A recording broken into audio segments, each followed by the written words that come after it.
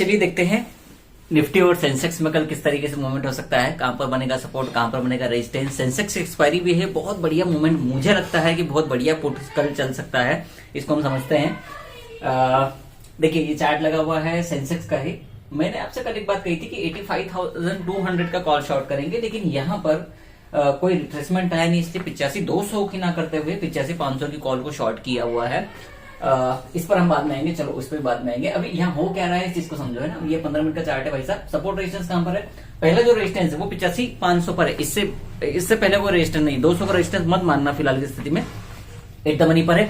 अगर gap down खुल जाए, मान लीजिए 85,000 गैप डाउन खुल जाए, 84,900 गैप डाउन खुल जाए, तब 85,200 रेजिस्टेंस बनेगा, और ना नहीं बनेगा वो 500 ही रेजिस्टेंस रहेगा। तो कल अगर कोई शॉर्ट कर रहा है पोजीशन, जैसे कोई सेलर है ऑप्शन का, कॉल का, या फिर कोई पुट बायर भी है, दोनों की बात कर रहा हूं मैं, पर पहले सेलर की बात कर रहा हूं कि भाई साहब वो ऊपर वाला सेल मत कर दियो गलती से 85,200 का, अगर मार्केट पास में ही है, वरना वो 300 पॉइंट का इन द मनी लेके जाएगा आपको, फिर वहां पर लॉस हो सकता है आपको ज्यादा।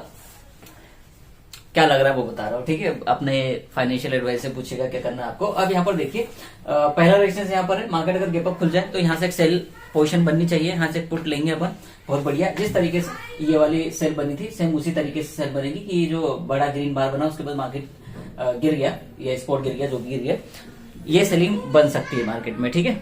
ये है। अब सपोर्ट की बात करें तो 85,000 फिलहाल एक सपोर्ट बना हुआ है, जहां पर मार्केट अगर आती है तो एक सपोर्ट ले सकता है। अब वो सपोर्ट काम करेगा कि नहीं करेगा ये सवाल है बड़ा, करना तो चाहिए मेरे हिसाब से, लेकिन फिर भी हो सकता है ना करे। अगर गैप डाउन खुल जाती है तो 85,000 के आसपास से एक अच्छी बाइंग मिल सकती है, वो 84,900 भी हो सकती है। देखो 100 पॉइंट का ऊपर नीचे लेके जाएगा। तो अगर बेस्ट पोजीशन की बात करें, मैं कहूंगा कि या तो 400 पॉइंट गिर जाने दो, या 300-400 पॉइंट बढ़ जाने दो, फिर पुट या कॉल अगर आप बाय करेंगे, अगर आप बायर हैं तो बहुत मजा आएगा। वैसे सेलर के लिए भी अगर 300 पॉइंट 400 पॉइंट मार्केट बढ़ गई कल, मतलब यहाँ से करंट मार्केट प्राइस से, तो सेलर को भी बहुत महंगा प्रीमियम मिलेगा कॉल का, और अगर गिर गई तो पुट सेलर को भी बहुत महंगा प्रीमियम मिलेगा। तो उसको सेल करने में मजा आएगा आपको, अराउंड 200 रुपए का प्रीमियम आपको मिल सकता है सेल करने के लिए, अगर अच्छा मूवमेंट आता है। वरना 80 रुपए से 150 रुपए का प्रीमियम तो आपको आराम से पक्का सेल करने को मिल जाएगा। आउट द मनी की बात कर रहा हूं मैं, रेजिस्टेंस 1 रेजिस्टेंस 2 की, तो वहां पर मिल सकता है। अब निफ्टी में देख लेते हैं। निफ्टी में वैसे 200 का रेजिस्टेंस है, मैं आपसे कल भी यही बात कर रहा था कि हम वो 200 को सेल करने लगा था, क्योंकि 200 रेजिस्टेंस है। तो 26,200 पर एक रेजिस्टेंस है, 26,000 पर एक सपोर्ट है। अब देखना ये है कि भैया 26,100 पे कल पुट का ओआई बढ़ेगा कि नहीं बढ़ेगा। अगर बढ़ता है तो हो सकता है कि आपको मार्केट में 26,250 280 रुपए के लेवल भी देखने को मिली। बहुत बड़ी बात बोल रहा हूं मैं, वैसे होना नहीं चाहिए असल में, कल नहीं होना चाहिए। अगर ये बुधवार होता तो मैं मान लेता, ये मंगलवार होता तो भी मान लेता। वैसे मंगलवार भी नहीं होना चाहिए, क्योंकि 200 पर अच्छा खासा राइटर है, वो राइट करने की कोशिश करेगा। और कल 85,500 पे एक राइटर बैठा हुआ है सेंसेक्स का, वो निफ्टी को 200 पार करने नहीं देगा। इसका मतलब ये नहीं कि 200 नहीं जा सकता, 200 220 230 भी जा सकता है, लेकिन क्लोजिंग नीचे देगा। मेरे कहने का मतलब है कि 200 को जीरो करना है उनको, उस प्रीमियम को।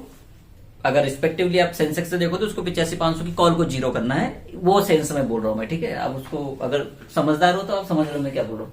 वैसे अगर मार्केट में बड़ी गैप डाउन हो जाए तो 26,950 यहाँ कहीं अच्छा एक सपोर्ट है, अभी भी है, बहुत अच्छा राइटर है।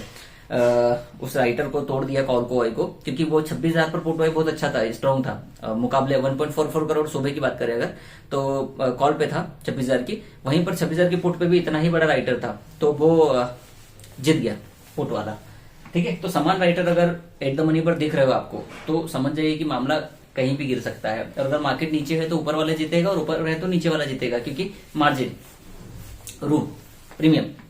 ओके, ज्यादा कुछ नहीं, 26,000 26,200 और 85,500 85,000, ज्यादा दिमाग मत लगाइए। हाँ, अल्टरनेट कंडीशन, अगर 200 टूट जाता है तो 300 से ऊपर नहीं जाएगा निफ्टी, ये तो पक्की बात है, ठीक है। और अगर मार्केट 85,500 तोड़ देता है तो वो 800 से ऊपर नहीं जाएगा, ये भी बड़ी बात है, 85,800। और अगर नीचे की साइड की बात करें तो 84,000 आना बहुत, माफ कीजिए, हाँ 84,000 आना बहुत बड़ी बात है। मार्केट 84,500 से नीचे नहीं जा सकता किसी भी कंडीशन में कल के डेट पे, इनकेस कुछ न्यूज ही आ जाए, वरना सेम मार्केट रहेगी। आराम से बायर सेलर दोनों पैसा बनाएंगे। और आपको क्या करना है, अगर आप बायर हो फटाफट पोजीशन लो, फटाफट काटो, फटाफट पोजीशन लो, फटाफट काटो। स्कैल्पिंग करने की बात नहीं कर रहा हूं, ली काटी, होल्ड नहीं करना है। और कैरी फॉरवर्ड तो करना ही नहीं ऑप्शन बायर को, ये मेरा निजी सलाह है सबको। अब मरना नहीं मरना आपके हाथ में है, करना नहीं करना आपके हाथ में है, जैसे आप करना चाहें कर सकते हैं, पर आता है तो समझा रहा हूं, ठीक है। Thank you for watching.